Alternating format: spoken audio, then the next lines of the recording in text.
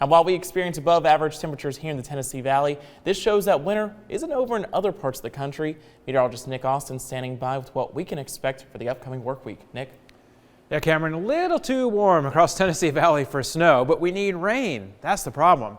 We'll get maybe just a few spots of it here and there tonight and tomorrow. Right now, temperatures in the 60s and 50s across the state. 60 up in Nashville, 63 Knoxville, only in the 50s out in Memphis. But right here in Chattanooga, it's 65 out at the airport, 64 in Cleveland and Dalton. 58 in Altamont at this hour, 61 down in Fort Payne, so still very, very mild. Southerly winds around 8 miles an hour. And we're seeing maybe some sprinkles just popping up and spots of light rain across northern Alabama with the system that's moving out of Texas, Louisiana, the deep south, heading towards the Tennessee Valley.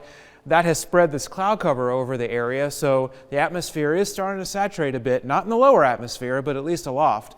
But we'll see more and more cloud cover as we go through the night and into Monday as well, and maybe a few spots of rain. It's not going to be really much to write home about for tonight and tomorrow, but as we head into the day on Tuesday, we have a cold front approaching, and that's going to be our next best chance to see some decent rain here across the Tennessee Valley.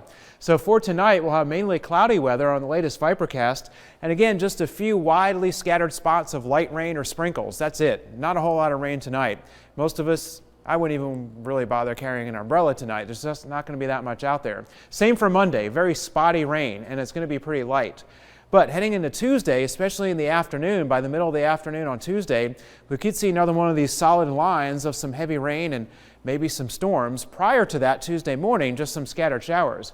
But it could get heavier for a while during the afternoon, and then that'll be clearing Murphy in northeast Georgia by the early evening. So kind of like last Wednesday, it won't be around for a long time, and probably won't be as severe like it was back on Wednesday. But we can't rule out storms with some of that rain. And we need it. Extreme drought still across North Georgia and here into much of southeastern Tennessee and North Carolina. But overall, the entire viewing area is still under a drought. No help today. We didn't get any rain. We're behind by about 1.8 inches for the year. And we finished last year with a 17-inch deficit. That's why we need some wet weather. 68 was the high after a cold low of 35, so a big warm up today. And we had 60s from Alabama all across North Georgia. Chatsworth even warmer. Our Skywatcher Gary there had 72 for the high. It was 63 up on Fort Mountain. Dunlap 68. Cleveland 68 as well. Delano hit 70 up there in Polk County, so some really warm spots. Our Skywatcher Dan up in Dayton had 66.